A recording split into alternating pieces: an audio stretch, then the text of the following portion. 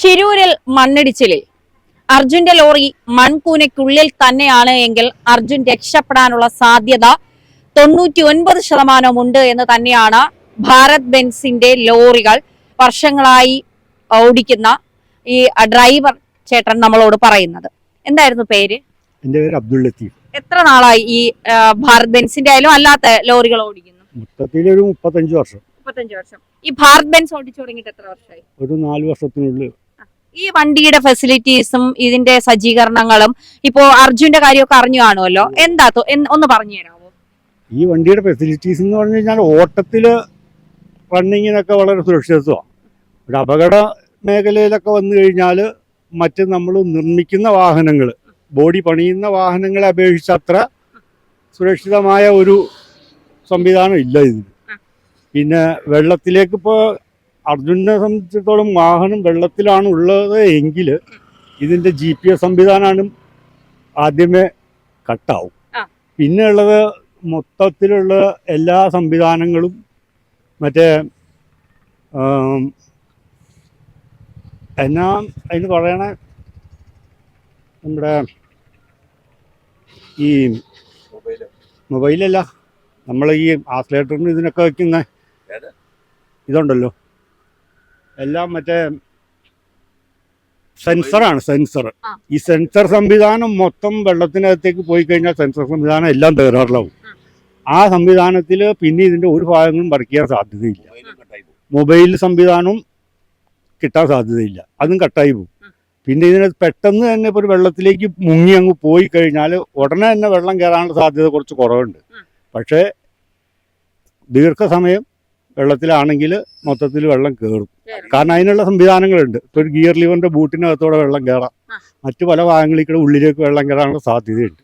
ഇത്രയും ദിവസം ഈ വെള്ളത്തിൽ ഈ വണ്ടി കിടക്കുകയാണെങ്കിൽ അതിനകത്ത് ആൾ രക്ഷപ്പെടാനും സാധ്യതയില്ല. ഇതിൻ്റെ ബാക്കിയുള്ള GPS സംവിധാനങ്ങളോ മറ്റ് സെൻസർ സംവിധാനങ്ങളോ ഒന്നും പ്രവർത്തിക്കാനും സാധ്യതയില്ല. ഇനി ശക്തമായ ഒരു ആഘാതം ഈ വണ്ടിയുടെ ക്യാബിനിൽ വന്ന് പതിച്ചിട്ടുണ്ടെങ്കിൽ ഇതിനകത്തുനിന്ന് ആൾക്ക് രക്ഷപ്പെടാനും സാധിക്കില്ല. അതിനുള്ള സുരക്ഷാ സംവിധാനമൊന്നും അതിനില്ല. കാരണം ഇത് മെറ്റൽ വെറും തകിട് കൊണ്ടുള്ള കവറിങ്ങുകളും അന്തർഭാഗങ്ങളും ഉള്ളൂ. ഇതിന് ഒരു ചാനൽ സംവിധാനത്തിലോ ഒരു കട്ടിയേറിയ ഒരു ചാനൽ സംവിധാനത്തിലുള്ള ഇതിൻ്റെ ഒരു ഫ്രെയിമൊന്നും ഇല്ല ഈ സാധനത്തിന് എന്നുള്ളതാണ് ഇതിൻ്റെ ഏറ്റവും.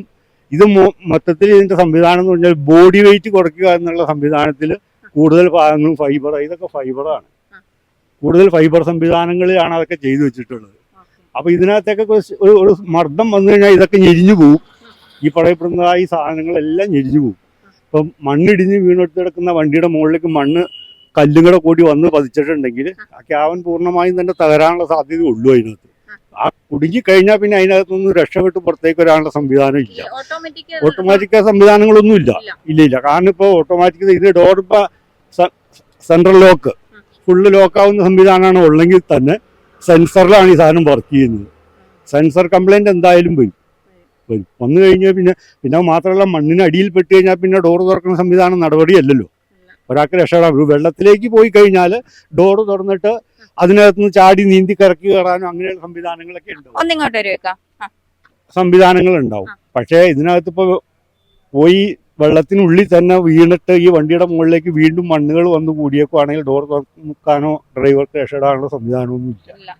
ആ സമയത്ത് നമ്മൾ നിർമ്മിക്കുന്ന വണ്ടികൾ ക്യാബൻ പുറമെ പണിയുന്ന വാഹനങ്ങൾക്കാണെങ്കിൽ ഈ ആഘാതം കുറച്ച് താങ്ങാനുള്ള ശേഷി ഉണ്ടാവും. കാരണം അത് കട്ടിയേറിയ ആംഗ്ലയർ കൊണ്ടും ഈ ചാനലുകൾ കൊണ്ടുമാണ് അതിൻ്റെ നിർമ്മാണം.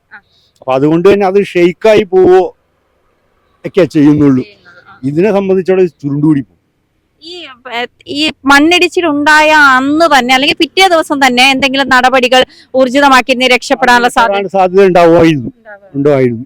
കാരണം എന്താണെന്ന് വെച്ചാൽ കണ്ടെത്താൻ സാധിച്ചായിരുന്നെങ്കിൽ എന്തെങ്കിലുമൊക്കെ നടപടികൾ ചെയ്യാൻ സാധിക്കുമായിരുന്നു. ഇത്രയും ദിവസമായ സ്ഥിതിക്ക് ഇനി ആളെ രക്ഷപ്പെടുത്തി എടുക്കുക എന്ന് പറഞ്ഞാൽ വളരെ സാധ്യത കുറവാണ്. 99% ആളെ ജീവനോടെ കിട്ടാൻ സാധ്യത കുറവാണ്. ഈ എന്തുകൊണ്ടായിരിക്കും ഇത്രയും ദിവസമായിട്ട് ഈ ഒരു ലോറി ഉടമ എന്ന നിലയിൽ ഈ 35 വർഷത്തെ എക്സ്പീരിയൻസ് വെച്ച് ചോദിക്കുകയാണെങ്കിൽ മണ്ണിനടിയിലോ വെള്ളത്തിലോ പോയിട്ട് എന്തുകൊണ്ടായിരിക്കും ഇത് കണ്ടെത്താൻ സാധിക്കാത്തത്? അതിന്റെ അലംഭാവം തന്നെയാണ് അത് സാധിക്കാത്തതിന്റെ കാരണം. എന്ന് വെച്ചാൽ നമ്മുടെയൊക്കെ നാട്ടിൽ ഇപ്പോൾ ഒരു ഉരുളുപൊട്ടലോ അങ്ങനെ ഒരു സംവിധാനം ഉണ്ടായി കഴിഞ്ഞാൽ ആദ്യം അതിനകത്ത് പോയിരിക്കുന്ന മനുഷ്യരെ രക്ഷപ്പെടുത്താനുള്ള രീതിയിലുള്ള തെരച്ചിലും സംവിധാനങ്ങളും എത്രയും പെട്ടെന്ന് തന്നെ തുടങ്ങും. ഇത് ആ മണ്ണിടിഞ്ഞ റോഡ് ക്ലിയർ ചെയ്യുന്നതിന് വേണ്ടിയിട്ടുള്ള നടപടിക്രമങ്ങളാണ് ആദ്യ റൗണ്ടിൽ നടന്നിട്ടുള്ളത്. ആ മണ്ണ് മുഴുവൻ വാരിയിട്ടേക്കുന്നത് ഈ ലോറി പോയി ചെന്ന് പതിക്കാൻ സാധ്യതയുണ്ടെന്ന് അവർ തന്നെ പറയുന്ന സ്ഥലത്തേക്കാണ് റോട്ടിൽ നിന്ന് മണ്ണ് തള്ളിയിട്ടിട്ടുള്ളത്.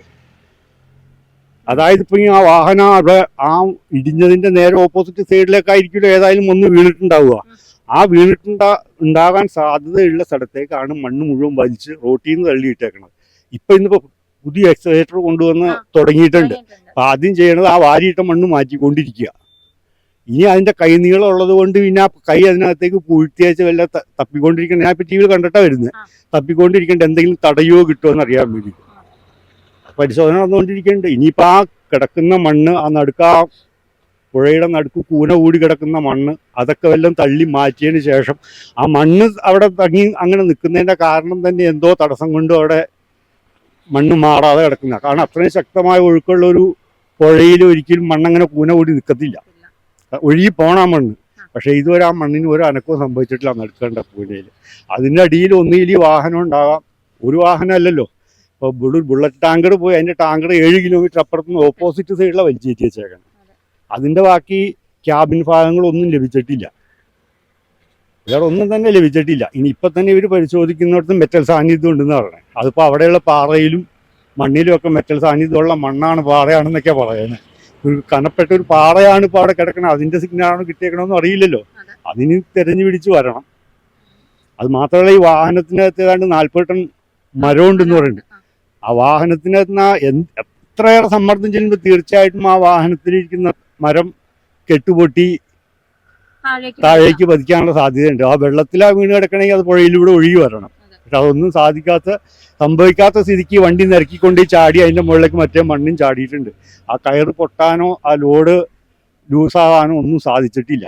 മിക്കവാറും ആ ഇപ്പൊ തെരഞ്ഞുകൊണ്ടിരിക്കുന്ന ഭാഗത്ത് അടിയിൽ തന്നെ കാണാനാണ് സാധ്യത. മണ്ണിനടിയിൽ തന്നെ കാണാനാണ് സാധ്യത. കാരണം ഇച്ചിരി മുമ്പോട്ടേക്ക് ആ വാഹനം ഒഴുകി പോയിട്ടുണ്ടെങ്കിൽ ആ വാഹനം ഉരുണ്ടും മറിഞ്ഞു പോകുമ്പോൾ എന്തായാലും കയറ് പൊട്ടും, ആ തടികള് പോവുകയും ചെയ്യും. മരം എന്ത് കാണിച്ചാലും വെള്ളത്തിനടിയിൽ താന്നു കിടക്കത്തില്ല, എവിടെയെങ്കിലും തങ്ങി ഉടക്കി നിൽക്കാതെ. ഇത് ഉടക്കി നിൽക്കണമെന്നുണ്ടെങ്കിൽ മിക്കവാറും നടുവിലെ മൺകൂനക്കകത്തോ വാഹനം ചെന്ന് പതിച്ചിട്ട് അതിലേക്ക് ഈ മരത്തിലേക്കും മണ്ണും കല്ലും എല്ലാം കൂടി വന്നിട്ടായിരിക്കണം ആ നടുക്ക തുരുത്തുപോലെ രൂപപ്പെട്ടേക്കണത്. അല്ലാതെ ഇത് ചുമ്മാ മണ്ണ് പോയി പതിച്ചേക്കണതാണ് ഒഴുകിപ്പോയത്. വാഹനത്തിനകത്ത് നിന്ന് കെട്ടുപൊട്ടി പോയിട്ടുണ്ടെങ്കിൽ തടികളും ഒഴുകി പോകുന്നത് കാണാൻ സാധിച്ചേനെ. ഇതൊന്നും സാധിച്ചിട്ടില്ല. അത്രയും വലിയ ബുള്ളറ്റ് ടാങ്കർ ഒഴുകി പോയേക്കണ കണ്ടിട്ടുണ്ടല്ലോ. അതാ ആ കഴിഞ്ഞ ദിവസത്തില് ആ വഴി കടന്നുപോയൊരു വണ്ടിയുടെ ഡ്രൈവർ അതിന്റെ വിശദീകരണം പുള്ളി അസംഭവം നടക്കുമ്പോൾ സ്ഥലത്തുണ്ടായിരുന്ന ആള് ഒരു ടാങ്കർ അവര് തന്നെയാണ് മുമ്പോട്ട് മാറ്റിയിട്ടേന്ന് പറഞ്ഞു.